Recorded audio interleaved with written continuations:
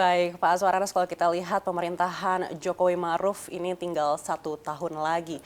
Lalu sejauh ini seperti apa progres dari reformasi birokrasi atau reformasi berdampak sesuai yang diarahkan oleh Presiden? Ya, begitu kami dilantik, beliau memberikan arahan bagaimana birokrasi itu pertama harus berdampak. Jadi tidak boleh lagi rumit, berbelit, banyak sibuk di hulu, tidak boleh banyak rapat. Karena di banyak lini ada sebagian masih rapat untuk rapat oleh rapat, tetapi tidak segera berdampak. Yang kedua, beliau memberikan arahan supaya ini tidak, birokrasi ini bukan tumpukan kertas. Kadang kita mengerjakan sesuatu, program, tapi sudah menyiapkan laporan yang panjang. Yang ketiga adalah ini harus lebih lincah. Nah, oleh karena itu memang ini waktu pendek. Saya sering sampaikan, andaikan pemain bola, saya saja dilantik ini bukan dari babak pertama, diturunkan oleh Presiden.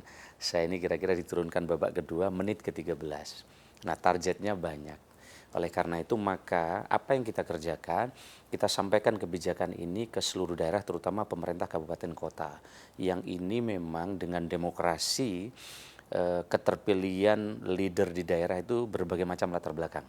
Ada yang memang dari birokrat, ada yang baru sama sekali, pengusaha dan seterusnya. Sehingga membutuhkan effort yang kuat untuk mendorong. Nah, yang kedua, kita melakukan dulu di customer internal di birokrasi ini.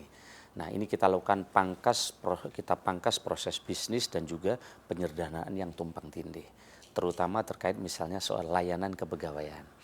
Masa ASN ngurus pensiun aja rumit, naik pangkat rumit, pindah instansi rumit. Nah, ini tidak boleh lagi. Oleh karena itu misalnya layanan kepegawaian dari 14 kita sederhanakan jadi 3 langkah. Ini contoh bagaimana pemangkasan proses bisnis yang itu kalau kita kerjakan langsung berdampak dirasakan oleh masyarakat yang kita tuju. Baik, Pak Azwaranas, kalau kita tahu seperti apa proses dari birokrasi di negara kita ini kan sebenarnya sudah terbentuk dari masa yang cukup lama begitu. Dan apa yang menjadi kendala terbesar mungkin untuk di tahun 2023 ini? Ya, memang SDM ini latar belakangnya kan bermacam-macam. Sumber rekrutmennya ini memang bermacam-macam, tidak seperti perusahaan. Sementara Indonesia itu begitu luas dari Sabang sampai Merauke.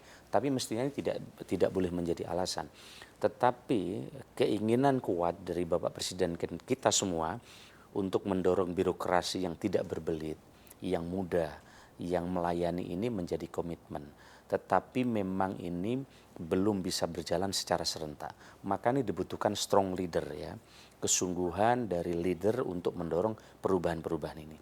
Kalau kita lihat dalam beberapa tahun terakhir ini, bagaimana ada kabupaten, kota, dan provinsi yang cukup transform di sektor layanan publik. Dan itu sudah banyak yang bisa kita jadikan contoh. Nah, itu membuktikan bahwa leadership dan sistem di satu kawasan itu akan mendorong perubahan dan reformasi birokrasi yang bisa dirasakan rakyat. Misalnya pelayanan yang online, kemudian jemput bola, pelayanan terhadap warga, itu model-model yang bisa kita rasakan, tapi ini belum bisa terjadi di banyak lini. Jadi salah satu tantangan kita sekarang adalah soal SDM. Yang kedua soal komitmen. Nah, SDM ada, kalau komitmennya ini tidak segera sungguh-sungguh mendorong, itu tidak tercapai. Nah, yang ketiga instrumen ini adalah digitalisasi. Nah, sekarang ini kalau kita mengurus urusan private kita, itu cepat. Hampir semua selesai di HP. Transfer uang, mengurus soal pribadi. Tapi begitu sektor publik, kita nih masih kadang harus face to face, harus manual.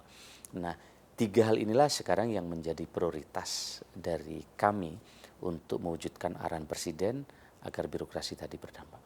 Baik, seperti yang Bapak katakan, mungkin memang waktunya tidak banyak lagi begitu. Artinya memang tidak bisa dilakukan secara serentak begitu. Lalu apa yang menjadi fokus untuk 1 tahun terakhir ini? Ya, pertama adalah kita sekarang sedang merapikan terkait dengan pemangkasan proses bisnis, dimulai dari seluruh lini. Jadi kita mudah aja melihat, oh untuk mengurus sesuatu ini ternyata butuh sekian langkah. Ketika kami di LKPP, waktu itu perlu ada 8 langkah untuk naikkan produk barang di e-katalog. Padahal di digital marketplace seluruh dunia itu hanya butuh 2 tahap. Karena prosesnya panjang, masih ada tahap yang manual, maka lama sekali tidak bisa terukur. Nah ini kita pangkas tinggal 2. Begitu juga proses-proses bisnis yang lain. Nah sekarang kita dorong terus proses bisnis dipangkas. Yang kedua adalah terkait dengan pembenahan SDM. Pembenahan SDM ini mulai rekrutmen dan penataan dengan merit system. Nah tentu ini tantangan kita semua. KSN mencoba melakukan monitoring dan mengontrol agar tidak ada perubahan atau menaikkan seseorang tapi tidak berdasarkan kualifikasi dan merit system. Yang ketiga yang sangat penting yang sekarang menjadi fokus Bapak Presiden yang kami kerjakan adalah digitalisasi atau yang disebut dengan sistem pemerintah berbasis elektronik. Begitu kami 2 bulan menjabat, Presiden menandatangani SPBE, sistem pemerintah berbasis elektronik, dan ini tren dunia sekarang adalah dengan SPBE. Begitu dengan SPBE ini targetnya adalah kita ini mendorong agar digitalisasi ini terjadi di seluruh daerah dan wilayah. Tetapi ingat, SPBE ini bukan membuat aplikasi baru. Nah, sekarang ini ada tren hampir setiap inovasi itu kemudian membuat aplikasi. Nah, banyaknya vendor yang di sekitar para elit baik di pusat di daerah ini kadang mendorong kita untuk terus memproduksi banyak aplikasi. Akhirnya apa yang terjadi? Sekarang ini lebih dari 27.000 aplikasi ada di pemerintahan ini. Dan ini sebenarnya juga bukan sesuatu yang baru dan ini bukan hanya problem Indonesia. Inggris saja yang menjadi digital government 10 terbaik dunia, awalnya ada 2.000 website, jadi begitu banyak. Sekarang udah disatukan, tinggal 15 saja. Nah di Indonesia ini kita dorong, SPB ini mendorong tidak lagi mendorong banyaknya aplikasi, tapi bagaimana menginteroperabilitaskan. Ada banyak layanan yang muncul tumbuh di berbagai daerah, tapi rakyat bingung karena banyak aplikasi. Sehingga bayangkan kalau banyak aplikasi, maka rakyat harus membuat akun. Dan itu akan menyibukkan. Lalu apa target digitalisasi? Karena dengan digitalisasi ini pertama pasti akan lebih cepat. Kan daerah kita ini jauh. Yang kedua pasti akan lebih transparan. Karena dengan digital berarti sistem. Kemudian yang ketiga pasti akan mengurangi korupsi. Ini adalah bagiannya sekarang menjadi target prioritas. Karena tidak ada cara yang lebih hebat menurut berbagai sumber para ahli untuk melibat gandakan pencapaian dari Bapak Presiden di ujung jabatan ini, kecuali salah satunya adalah dengan digitalisasi. Baik, apakah Bapak optimistis dalam 1 tahun ini mungkin bisa membuat satu aplikasi yang bisa terintegrasi untuk mewakili 27.000 aplikasi yang sudah ada sekarang? Jadi begini, ya kami optimis karena kita tidak ingin mensentralkan aplikasi. Tapi prinsip dari SPB ini menginteroperabilitaskan. Jadi mengkonekkan. Tentu tidak bisa semua. Misalnya di Kementerian Keuangan dengan perpajakan. Nanti tinggal diinteroperabilitaskan. Oleh karena itu sekarang kita sedang mendorong daerah-daerah dan kementerian lembaga untuk memulai membuat satu portal layanan publik di internalnya. Jadi orang kalau mengurus sesuatu di antar dirjen di dalam kementerian, mestinya cukup di satu portal itu.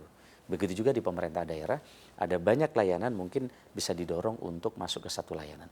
Tetapi sembari ini jalan, layanan-layanan lain kita dorong digital. Karena dengan digital ke depan ini akan menjadi legacy di seluruh tingkatan. Orang kalau sudah terbiasa mendapatkan layanan digital, tentu ini dia akan merasakan jauh lebih cepat, lebih mudah, dan lebih transparan. Baik, kita beralih ke hal lainnya yang juga belum lama ini sempat kita dengar diucapkan langsung oleh Presiden terkait dengan rapat-rapat yang eksekusinya minim. Sejauh ini progresnya seperti apa? Ya, jadi Bapak Presiden menyampaikan bagaimana anggaran ini bisa tepat sasaran. Jadi beliau mencontohkan ada satu daerah memprogramkan stunting 10 miliar. Ternyata 8 miliarnya ini sibuk untuk perjalanan dinas, studi banding tentang stunting, studi banding tentang penanganan kemiskinan, sementara yang asupan gizi langsung masuk ke orang miskin misalnya hanya 2 miliar. Nah, sekarang kita mendorong RB. Jadi ada penilaian reformasi birokrasi. Selama ini ada 8 area perubahan. Ya, kita selama ini untuk mendapatkan nilai RB bagus lebih banyak dinilai di hulunya. Ya, di administrasi. Maka dulu kalau akan ada penilaian RB, Kementerian Lembaga harus mengisi 295 pertanyaan dan mengupload ribuan dokumen. Dan ketika akan ada penilaian RB, biasanya orang ngumpul di hotel pakai konsultan bagaimana menaikkan nilai supaya nilainya bagus. Nah, sekarang kami rubah. Jadi sekarang ada double track. Track yang satu adalah track yang jalan tol untuk mendapatkan nilai RB yang bagus, yaitu RB tematik. RB tematik itu apa? Satu adalah kemiskinan. Jadi kalau daerah, kementerian, lembaga punya program yang berdampak langsung mendorong percepatan pengurangan kemiskinan, stunting, nilai RB-nya akan bagus. Yang kedua adalah yang bisa meningkatkan investasi. Karena kalau investasi tumbuh, maka lapangan pekerjaan akan tersedia. Kalau lapangan pekerjaan tersedia, berarti kemiskinan akan bisa dikurangi. Nah, selama ini ada yang kadang ya ada daerah bagus RB-nya, pelayanannya bagus, tapi investasinya kecil. Berarti mungkin layanannya dan seterusnya, termasuk belanja produk dalam negeri. Sehingga targetnya adalah kita mendorong rapat ini penting tetapi jangan jadi tujuan. Tujuannya adalah bagaimana yang berdampak kepada masyarakat. Pelayanan mudah, investasi, kemiskinan berkurang, dan seterusnya. Baik, apakah akan ada sanksi untuk hal ini?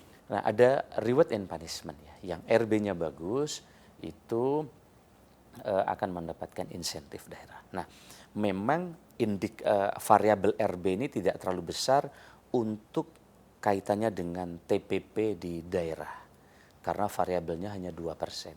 Nah, kita sedang rapat dengan Kemendagri, kita usul dinaikkan variabelnya 35%, minimal 30%. Sehingga dengan demikian, daerah ke depan akan bekerja keras untuk berorientasi kepada dampak tadi. Tentu ini setiap daerah ini masalahnya berbeda-beda. Masalah di Aceh, di Medan, di Jakarta, di Papua, NTT, NTB. Dan ini salah satunya adalah tentu percepatannya adalah dengan digitalisasi. Tetapi pada saat yang sama ada daerah yang terkendala dengan digitalisasi. Seperti daerah-daerah terluar, beberapa daerah luar Jawa, tentu ini membutuhkan effort yang lebih besar lagi.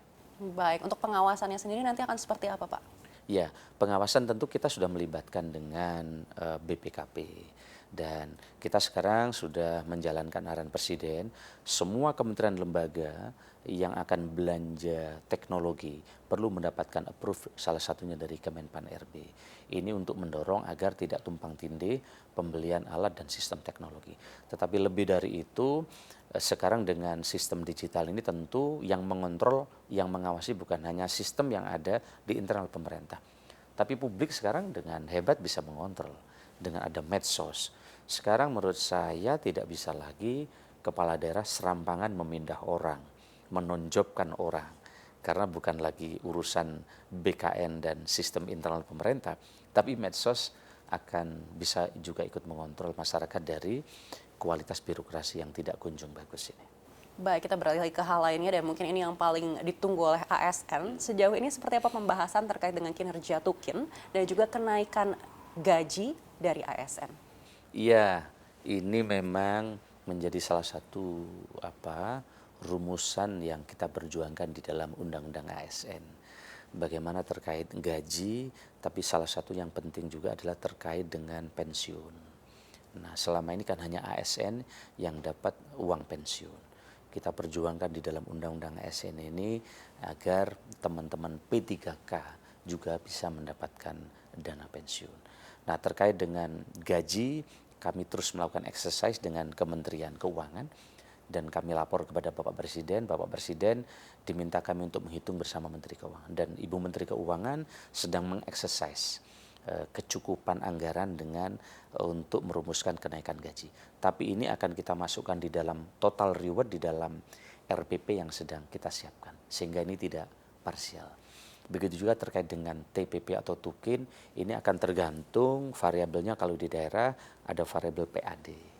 Maka ada daerah yang camat sekdanya atau kepala dinasnya TPP-nya tinggi. Tapi ada daerah yang sangat rendah. Ini tergantung juga variabelnya adalah PAD. Tetapi kita sedang akan masukkan variabel baru, yaitu variabel yang lebih besar dari nilai reformasi birokrasi daerah yang sedang dikerjakan oleh Kemendagri dengan Kemenpan RB. Baik, kendalanya sejauh ini seperti apa, Pak? terutama untuk dana pensiun, karena ini kan cukup sensitif juga. Sempat disampaikan oleh Menteri Keuangan skemanya akan berubah. Apakah ini juga sudah diperbincangkan? Ya, kita bahas dengan Kementerian Keuangan dengan intensif karena ke depan yang di IUR ini kan. Ya, tentu sistemnya ke depan akan disamakan. Sekarang wajib memberikan dana pensiun sesuai dengan masa jabatannya. Misalnya di perusahaan X dia harus memberi. Begitu juga kalau apakah di perusahaan pemerintah sehingga selama mereka bekerja mereka mesti ada dana pensiun. Kalau 3 tahun, 5 tahun tentu akan berbeda dana pensiunnya. Dan ini sudah kita diskusikan secara komprehensif atas saran Pak Presiden bersama Menteri Keuangan.